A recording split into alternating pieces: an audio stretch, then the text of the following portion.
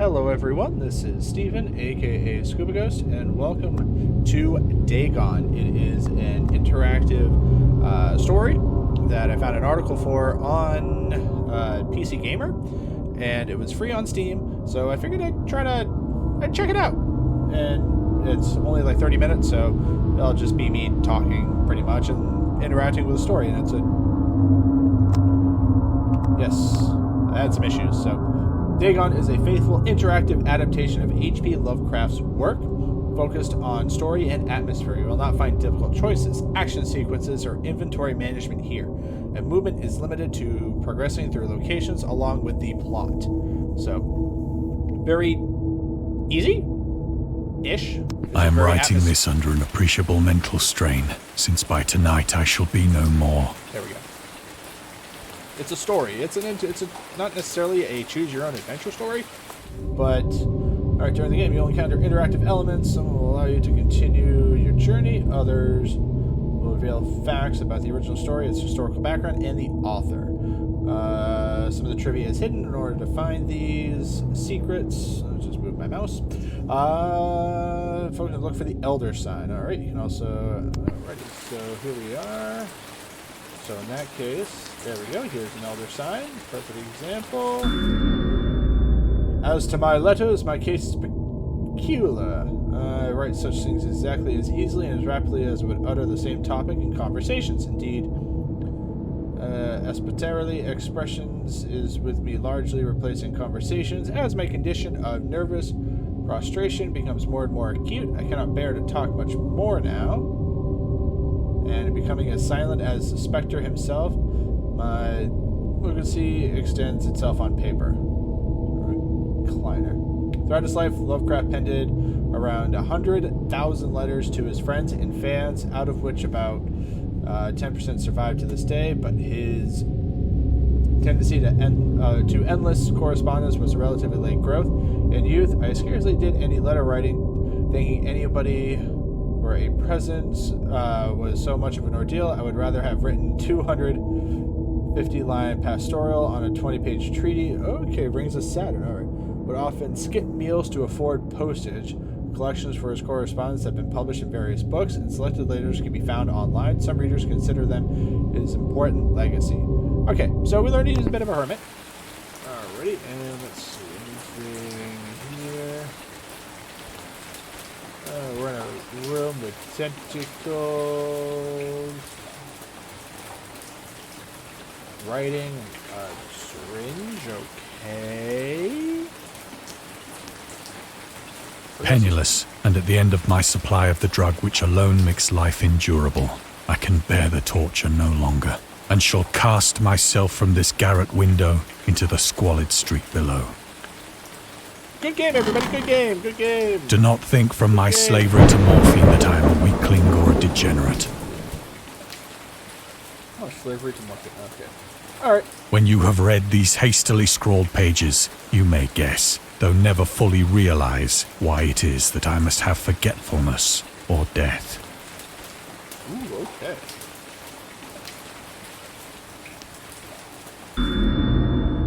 Morphine entered its use in the 19th century and was routinely administered to treat severe pain during the American Civil War, World War I.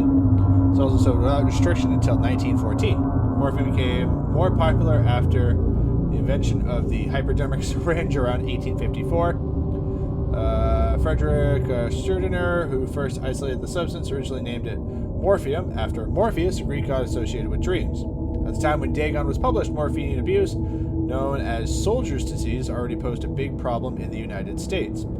I believe it. But that is actually good to know that, another term for morphine abuse, or, in some cases addiction, was called the soldier's disease. And let's see. Any elder sign, any elder sign here. No. Okay.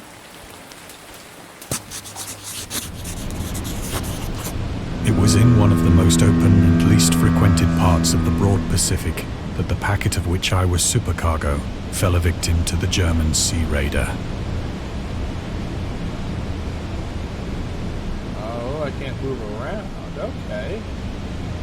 Oh, okay, so it's not moving around. It's more of like observing. Okay, I get it now.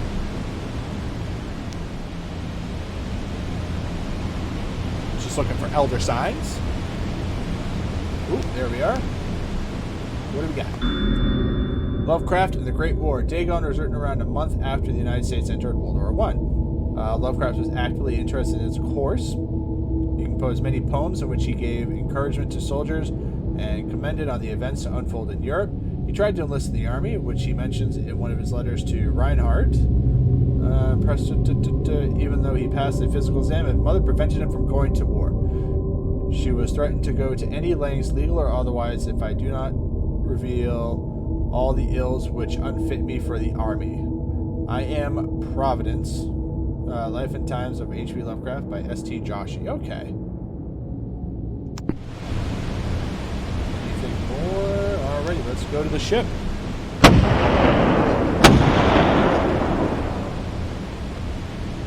The Great War was then at its very beginning, and the ocean forces of the Hun had not completely sunk to their later degradation. So that our vessel was made a legitimate prize, whilst we of her crew were treated with all the fairness and consideration due us as naval prisoners. Okay, so he uses the term Hun.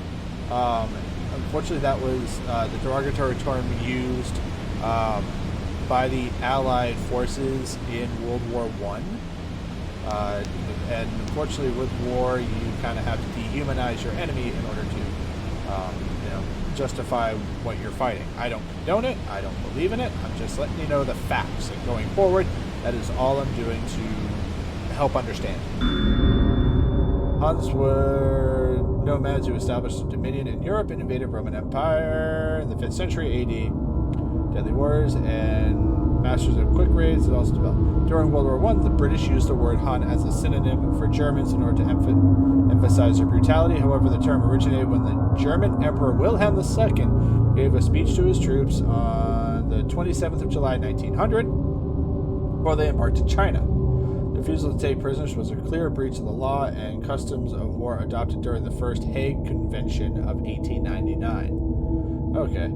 Should you encounter the enemy, he will be defeated. No quarter shall be given. Prisoners will not be taken. Whoever falls into your hands is forfeit. Just 1,000 years ago, the Huns, under their king Attila, made a name for themselves. Okay. You get the gist. May the name German be affirmed. Okay, yeah, so there we go. I kind of jumped the gun there. I'm sorry. So you know what? I'm just going to go find these pieces and call it a day to better understand, the process and, everything, to get everybody an understanding.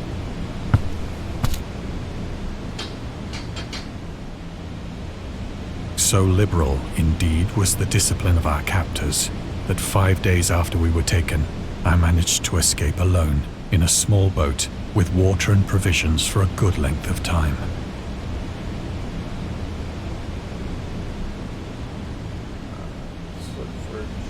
Elder sign stuff. Look for elder sign stuff. I'm not seeing any elder sign stuff.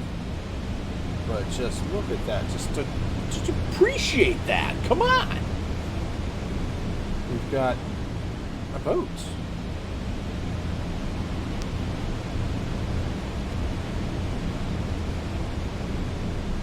Like I said, I'm not seeing any elder signs, so I guess this is just one for the history books. And away we go.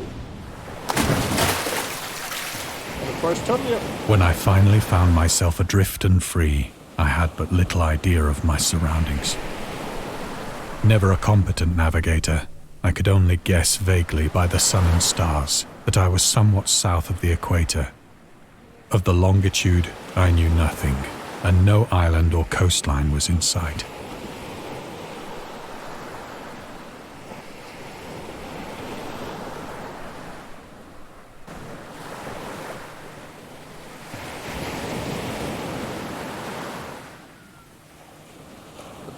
Elder sign.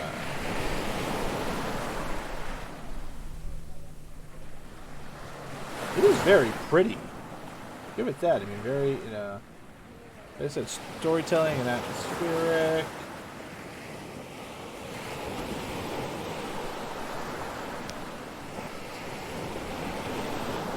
And away we go.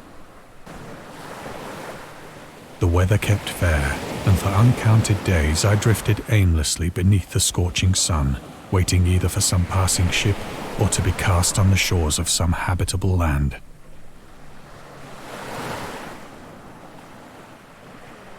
There's the water.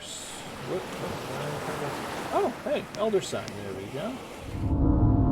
The Return to Short Stories. Dagon was written in July 1917 and was first published in 1919 in The Vagrant, an amateur magazine focused on supernatural. The story is the first of his stories that introduce an element from the Cthulhu mythos. Dagon itself, a pagan cult worshipping Dagon, later appears in The Shadow over Innsmouth, one of Lovecraft's most popular works. 1917 was also the year when he wrote The Tomb, a story about Gervais Dudley, a daydreamer who discovers a mysterious mausoleum in the woods by his house and becomes obsessed with it. These two works marked Lovecraft's return to short story writing after he burned most of his attempts at the genre 9 years prior and decided to concentrate on poetry. Lovecraft stated that it was his friend William Paul Cook, a literary publisher and critic, who convinced him to start writing weird fiction again.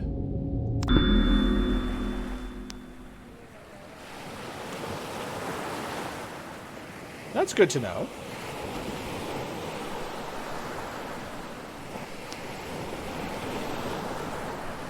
But neither ship nor land appeared, and I began to despair in my solitude upon the heaving vastness of unbroken blue.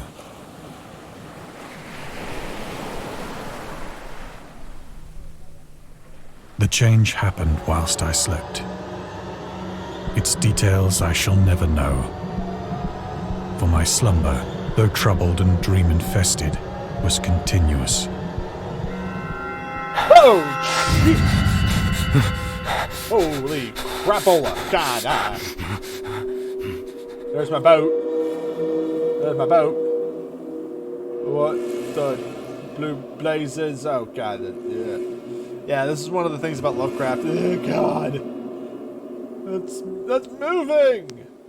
When at last I awoke, it was to discover myself half sucked into a slimy expanse of hellish black mire, which extended about me in monotonous undulations as far as I could see, Oh God. and in which my boat lay grounded some distance away. There it is. It's right there. It's right there. It's right there. It's right there. Right there. Though one might well imagine that my first sensation would be of wonder at so prodigious and unexpected a transformation of scenery, I was in reality more horrified than astonished. Yeah, me too, man. For there was in the air and in the rotting soil a sinister quality which chilled me to the very core. Yeah, look at that over there. Look at that. Look at that. The region was putrid with the carcasses of decaying fish and of other less describable things which I saw protruding from the nasty mud of the unending plain. Perhaps I should not hope to convey in mere words the unutterable hideousness that can dwell in absolute silence and barren immensity. That is one of the things about Lovecraft. It's just like all of the, like the mythos itself, and it's probably going to go into it. There was nothing within hearing and nothing in sight save a vast reach of black slime. Yet the very completeness of the stillness and the homogeneity of the landscape oppressed me with a nauseating fear. One of the things about his stories is that there are these fantastical things, but our minds can't, comprehend it, and it brain facially goes into shock, and you have fear, and, a lot of his stories, you go crazy. The sun was blazing down from a sky which seemed to me almost black in its cloudless cruelty, as though reflecting the inky marsh beneath my feet.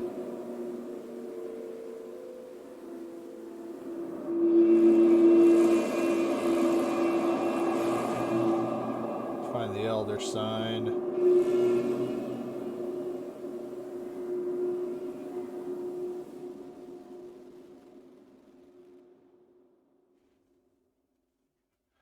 I'm not seeing the elder sign.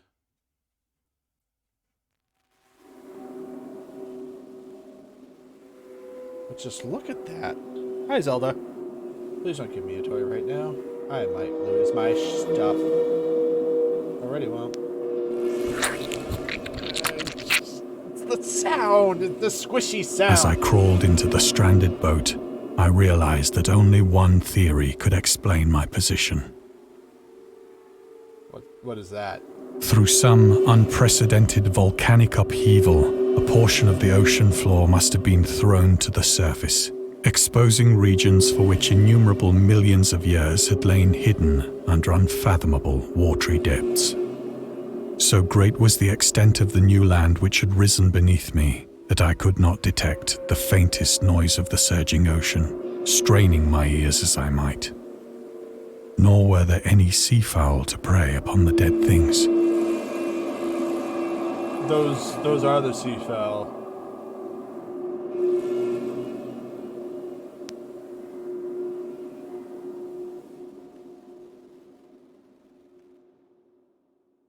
Oh, there's the elder sign already. Here we go.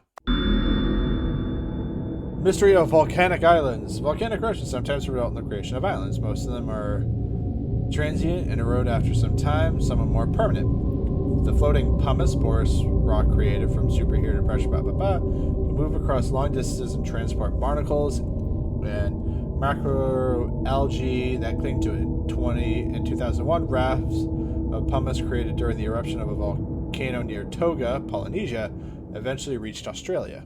Okay. Do we have another elder sign somewhere? No. Okay. Alrighty, let's hit that fish. I don't want to look. I don't want to look. For several hours I sat thinking or brooding in the boat, which lay upon its side and afforded a slight shade as the sun moved across the heavens.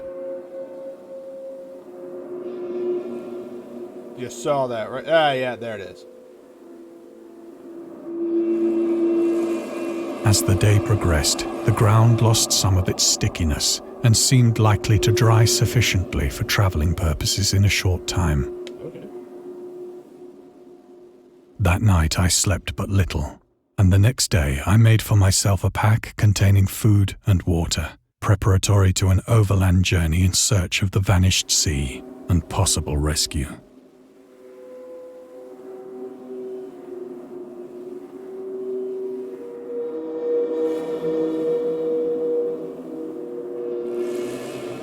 For them elder signs. Looking for them elder sign.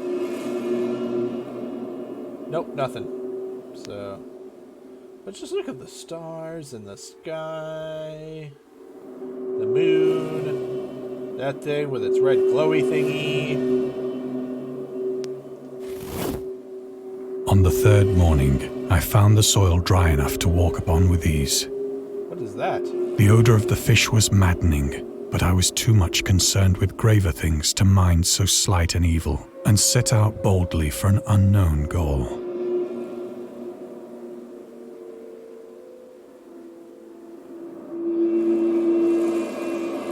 Piece of steel or something? A monument?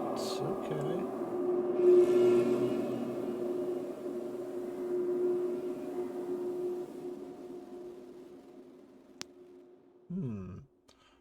Okay, let's move along.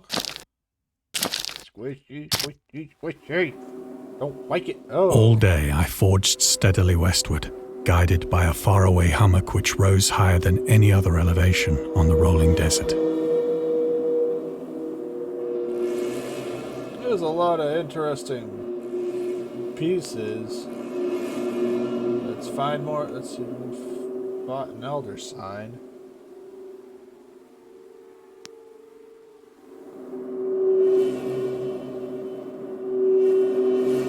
Look at that detail. I mean, and you hear what's going on, right? Squishy, squishy, I don't like it. Oh, that's... Hello?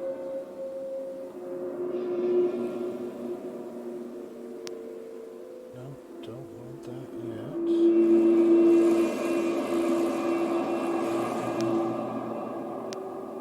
Let's move along. That night, I encamped, and on the following day still travelled toward the hummock, though that object seemed scarcely nearer than when I had first espied it. Okay. It's fine.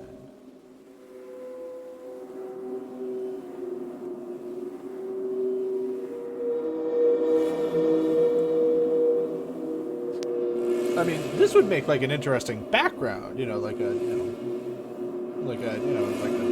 background. But, for computers and whatnot, I mean, minus like the giant earthwormy kind of stuff, but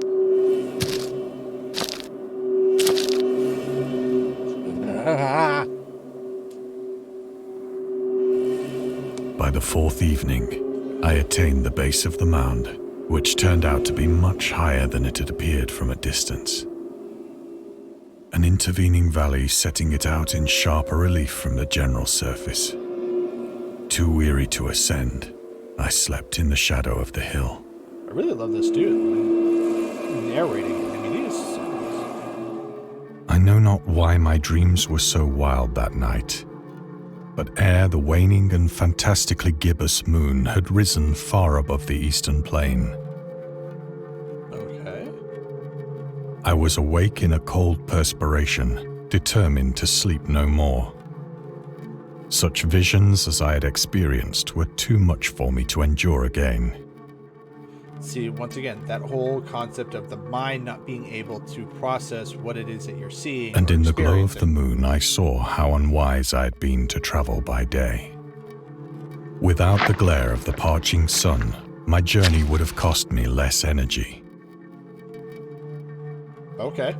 Indeed, I now felt quite able to perform the ascent which had deterred me at sunset. Picking up my pack, I started for the crest of the eminence.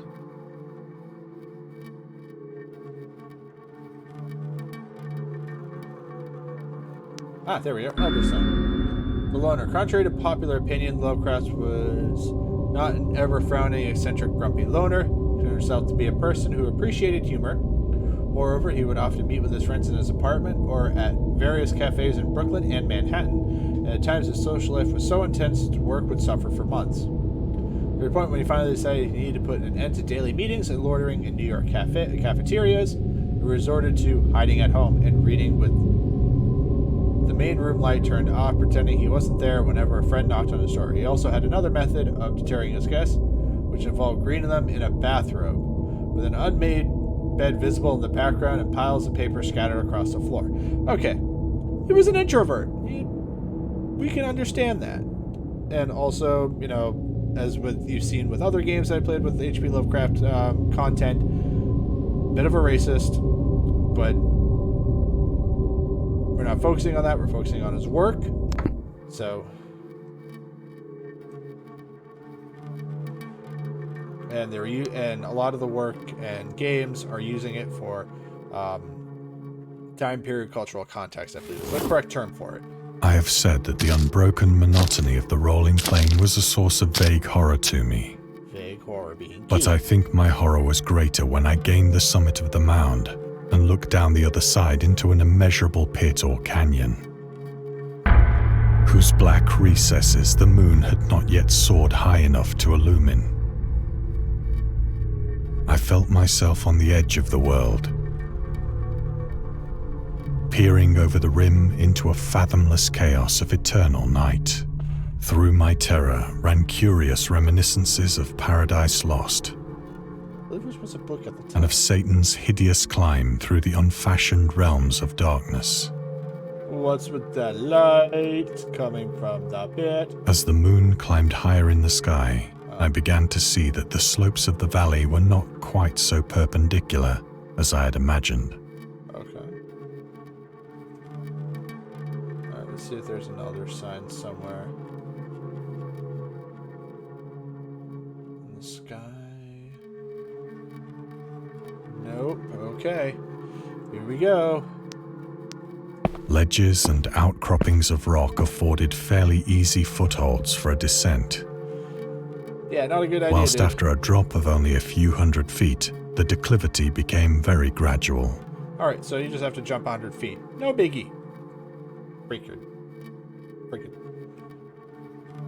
break your leg and your ankle. Why don't we? Urged on by an impulse which I cannot definitely analyze, I scrambled with difficulty down the rocks and stood on the gentler slope beneath. Oh, there's a square thingy in the back, and so we made it down the hill, and I think... Gazing into the Stygian deeps, where no light had yet penetrated. All at once, my attention was captured by a vast and singular object on the opposite slope, which rose steeply about 100 yards ahead of me. An object that gleamed whitely in the newly bestowed rays of the ascending moon. Is there an elder sign on there? Nope. Elder sign. Give me a sign. Nope. Alrighty, so be it. Still no squishy. That it was merely a gigantic piece of stone, I soon assured myself. Oh, it's like 2001: A Space Odyssey. But I was conscious of a distinct impression that its contour and position were not altogether the work of nature. 2001: Space Odyssey. I'm calling it. A closer scrutiny filled me with sensations I cannot express. Going back to...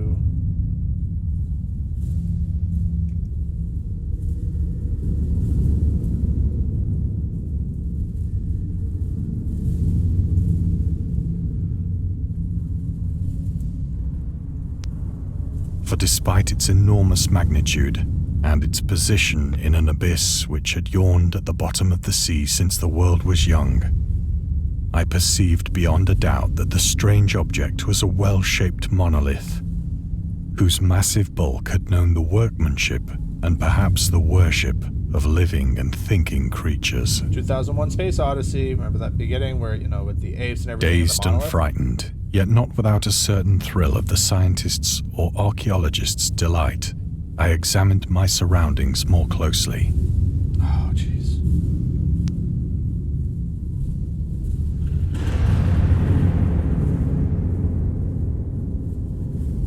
You heard that too, right?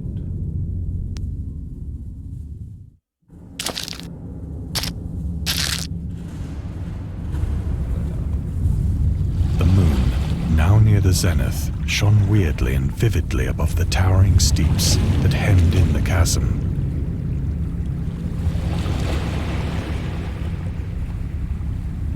And revealed the fact that a far-flung body of water flowed at the bottom, winding out of sight in both directions and almost lapping my feet as I stood on the slope. Across the chasm, the wavelets washed the base of the Cyclopean monolith, Ooh. on whose surface I could now trace both inscriptions and crude sculptures.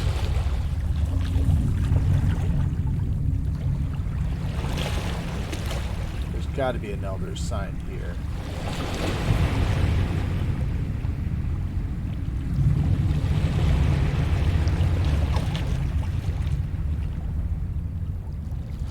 There's got to be one in here somewhere. Nope.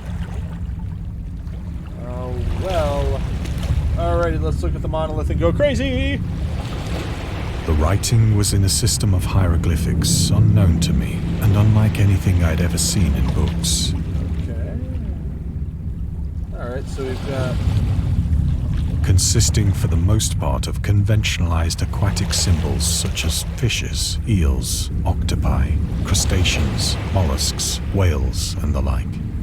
You actually see some, like, old school, like, sea stuff, too. Like, I'm just gonna put that. So right above where, you know, the word says consisting, if you look right above it, I think that's like one of those, like, trillion, you know, like the trilobites. Several characters obviously represented marine things which are unknown to the modern world, Yep, okay. but whose decomposing forms I had observed on the ocean-risen plain. Yep. I think we saw at least the one on the far right, and the two middle ones. It was the pictorial carving, however, that did most to hold me spellbound. Spellbound. we go. Elder Son. Storytelling method. Dagon contains many themes and storytelling methods that Lovecraft developed in later works, such as telling the story through carvings at the Mountains of Madness and the Nameless City, journals and character notes, The Shadow Out of Time, the Hunter of the Dark, islands emerging from the ocean, the Call of Cthulhu, or fictional beings and deities based on real events and mythologies, Migo in The Whisper in Darkness. All considered the origin of the popular Cthulhu mythos. Some of Lovecraft's other stories also concluded in a manner similar to Dagon. Let's skip the detail in order not to spoil the ending. Spoiler alert. Plainly visible across the intervening water on account of their enormous size were an array of bas-reliefs whose subjects would have excited the envy of a doré. A doré? When the moon hits your eyes like a big pizza pie, that's a doré. I think that these things were supposed to depict men, at least a certain sort of men. Ah, there we are. Ah, there looks like merpeople. Though the creatures were shown disporting like fishes in the waters of some marine grotto. Which I think we're in.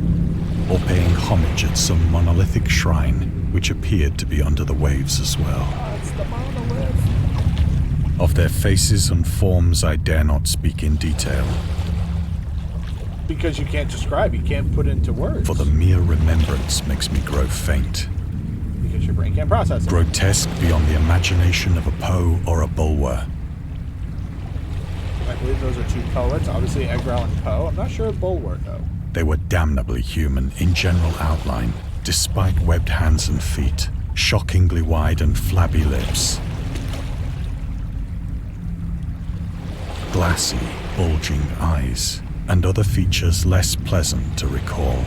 The Innsmouth book! Okay, so it mentioned something earlier about, in one of, the little nuggets of information, saying that Dagon pops up in another story called The Case, The Shadow over Innsmouth.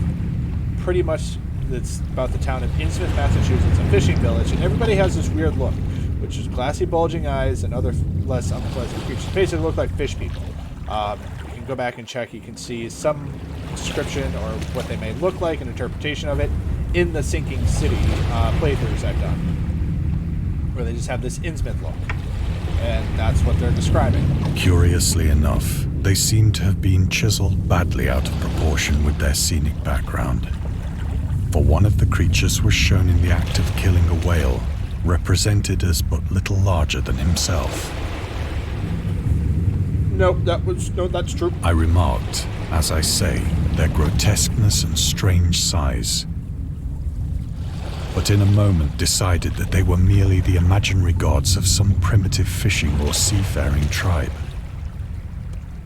Some tribe whose last descendant had perished eras before the first ancestor of the Piltdown or Neanderthal man was born. Piltdown? There we are.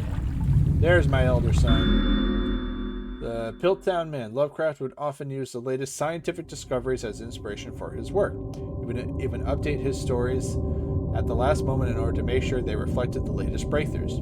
Unfortunately, this method was not without its flaws. After Lovecraft's death, the Piltdown Man discovery mentioned in Dagon turned out to be a paleoanthropological fraud. In 1912, Darwin, an amateur archaeologist, announced that he had discovered the missing link between ape and man, fossilized remains of a previously unknown early human. Years later, they turned out to be a forgery, but by that point, the fraud had already managed to negatively affect the early research on human evolution. In the year when the discovery took place, the majority of the scientific community believed Dawson indeed found the missing link. Oh, Charles Dawson, not Darwin. My apologies. In 1953, Times Magazine published evidence proving that Dawson was a con man.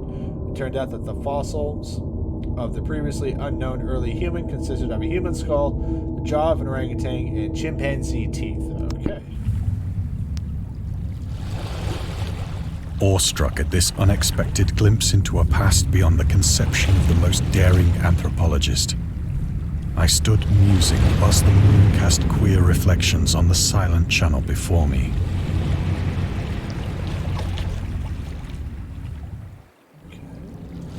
Then, suddenly, I saw it.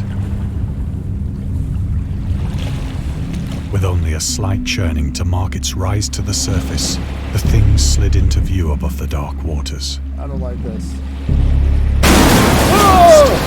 Fiend-like and loathsome, it darted like a stupendous monster of nightmares to the monolith, about which it flung its gigantic scaly arms, while it bowed its hideous head and gave vent to certain measured sounds. Speaking? I think I went mad then. Of my frantic ascent of the sloping cliff, and of my delirious journey back to the stranded boat, I remember little.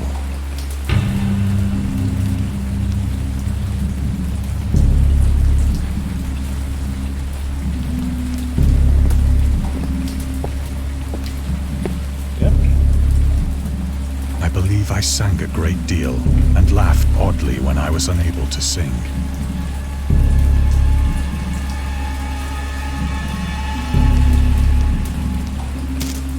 Everything's like getting weird.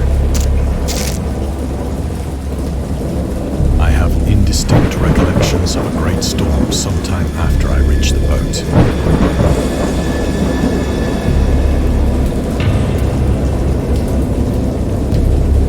At any rate, I know that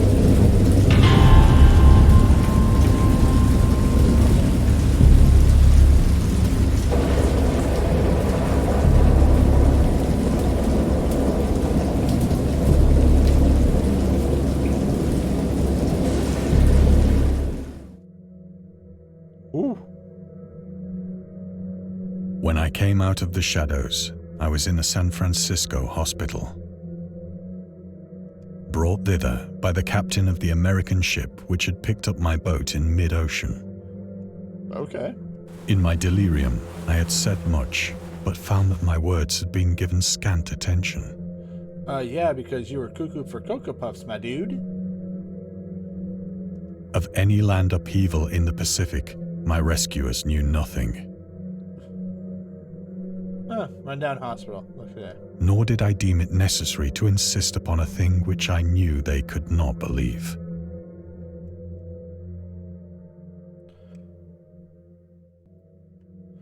Here we are.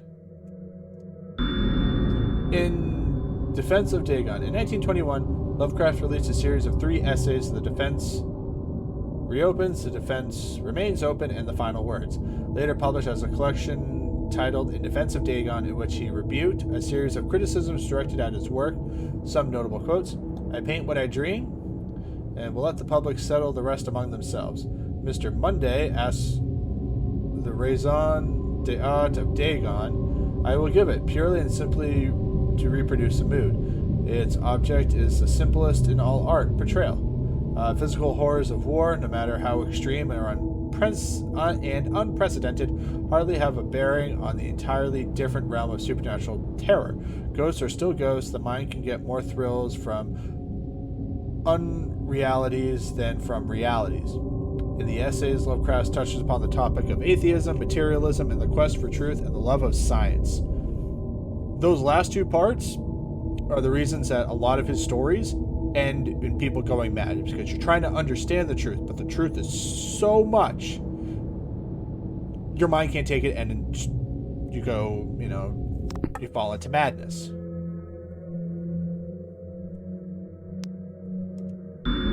The journalist. Lovecraft was a prominent figure in the world of amateur journalism. In 1915, he started publishing his own journal called The Conservative, which included political and social commentary, poetry, short stories, and literal criticism written by him and other authors.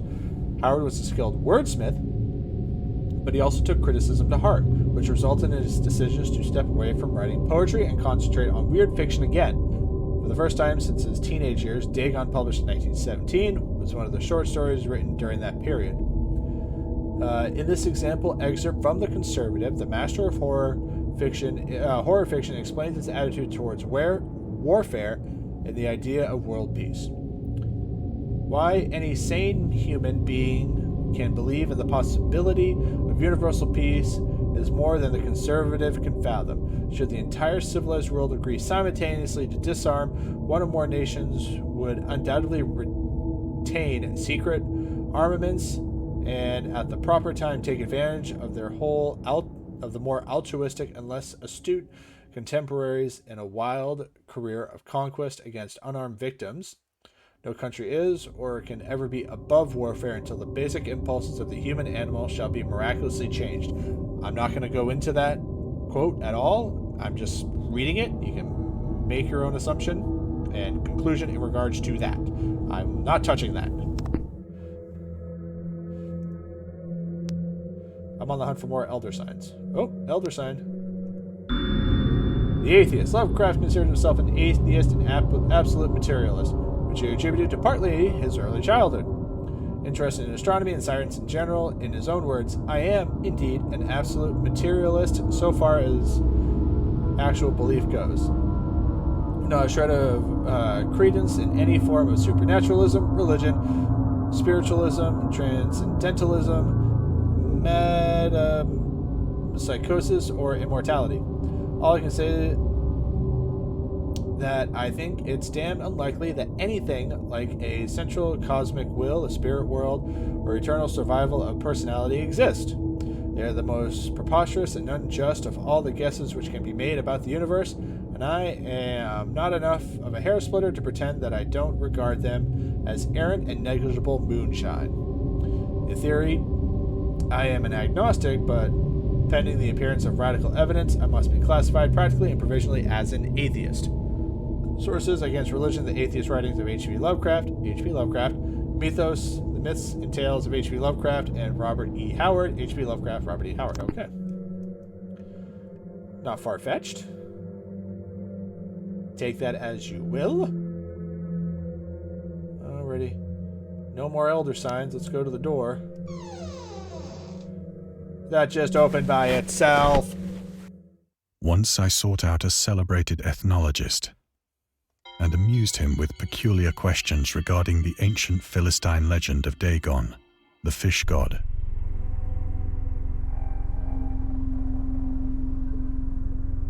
Okay.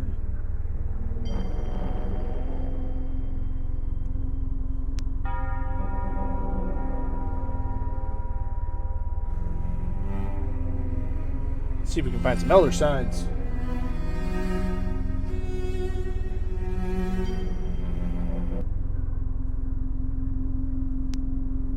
That's where the next part of the story is.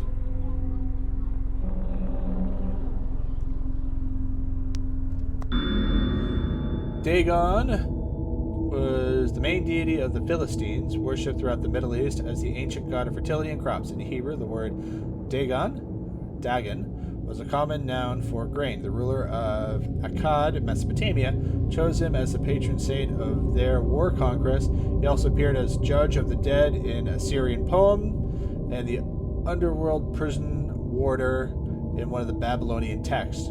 He is often mistakenly taken for a fish god due to the wrong interpretation of his name, as in Hebrew, the word dag means fish. In H.P. Lovecraft's work, Dagon is an underwater deity ruling over the deep ones. A humanoid race with fish traits that reside in the ocean. He is worshipped by a secret called the Esoteric Order of Dagon. Hi, Link. You rubbed up against my leg and I was starting to freak out. And once again, the Esoteric Order of Dagon is prominent in the Shadow over Innsmouth.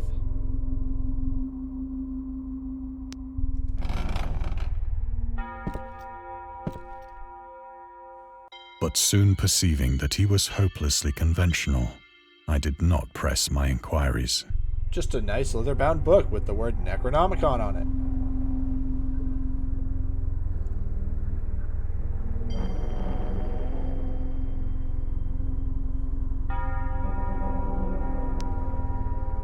Whoa, okay. August Derleth and the Cthulhu Mythos. August Derleth was an American writer and anthologist He also befriended H.P. Lovecraft and published many of his works through his company, Arkham House. Hey! Although it has greatly contributed to the popularization of the author's work, after his death, he was surrounded by numerous controversies. One of the most questionable decisions involved introducing the good versus evil doctrine, Derleth was a devout Catholic, to Cthulhu mythos, which contrasted with H.P. Lovecraft's views of the world and his approach to cosmic horror. As a result, the author's works are often misunderstood and misinterpreted in today's culture. It's also worth noting that Lovecraft was never really interested in creating a mythology, and the term Cthulhu mythos was coined by Derleth after the author left the mortal plane. Okay, so a lot of the coinage we can probably consider that, Oop, Elder Sign. The Marketer. Lovecraft's attempt to find a job in 1925 were influenced by advice he received from friends. Among others, he started freelancing for a marketing magazine, which would write announcements and commercials. Feel free to judge his operating skills for yourself. An ad for Curtis Woodwork. Curtis Woodwork embraces both the unusual structure units and the cleverest contrivances of built-in or permanent furniture, such as bookcases, dressers, buffets, and cupboards. Every model is conceived and created with the purest art, ripest scholarship, and mellowest craftsmanship which energetic enterprises can command, and made to conform rigidly to the architecture of which particular type of home. The cost, considering the quality, is amazingly low, and a trademark on the individual pieces prevail any substitution by careless contractors. Wow. Okay. That's a mouthful, dude. Just say, dude, it's good. Buy it. Long way to saying, dude, it's good. It's affordable. Buy it. That's all he had to say. Alright, let's look at the clock then.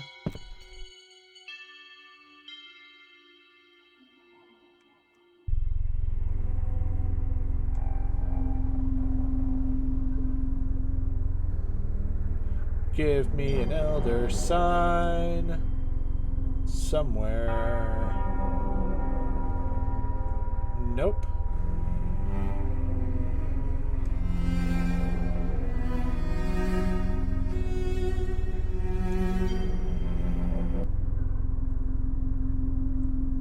Alrighty, well.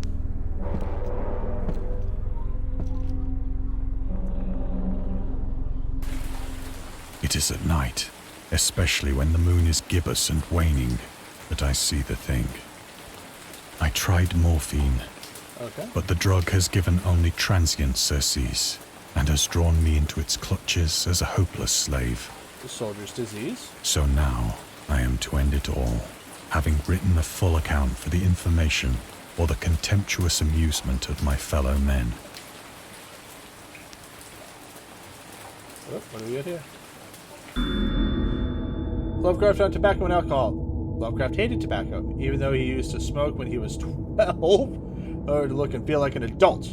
In his correspondence with friend Reinhardt, he claims that he quit as soon as he started wearing long pants. He also had a very strong opinion about alcohol, as evidenced in his letter to Zelia Brown, dated February 13th, 1928. As for the matter of drinking, I have never tasted intoxicating liquor and never intend to, having a strong aesthetic disgust at anything which blunts or coarses the delicate nature of equipoise of the evolved human intellect and imagination. Drinking excited my personal repugnance, hence I don't drink. Let the herd do what they will. I am rather in favor of prohibition, the prohibition of any one antisocial force as well as any others. Okay. He was straight edge, would be the term today.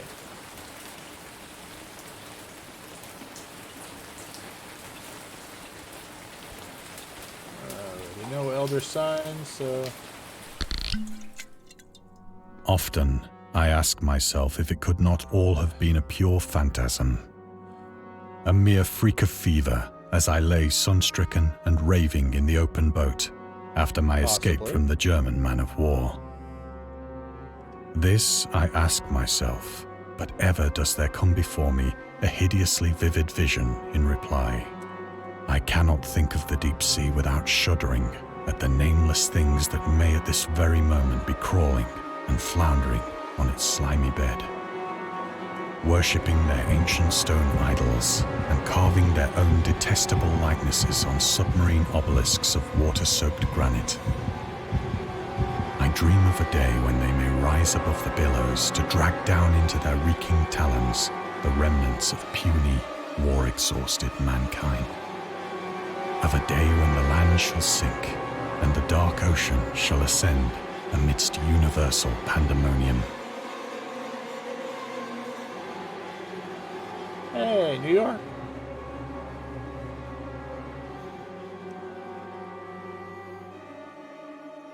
Elder sign, elder sign, elder sign. Nope.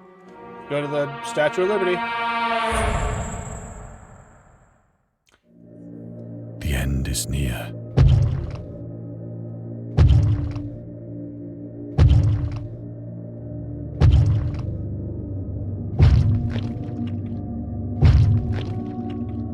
I hear a noise at the door, as of some immense slippery body lumbering against it.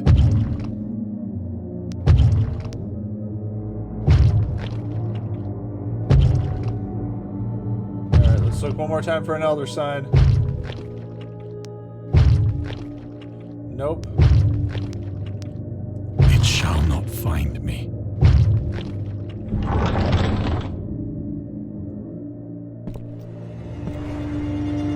God, that hand! Lucy, I'm home. The window! The window!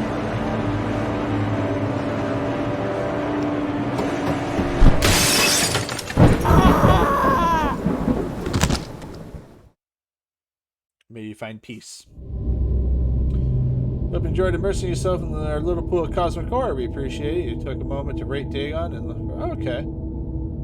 Alrighty, well, there you go, guys. That was Dagon. Thank you guys so much for watching. Don't forget to like and subscribe to the channel, and we will see you guys next time. And as Bill S. Preston Esquire once said, and true now as it is then, be excellent to each other. See you later, everybody.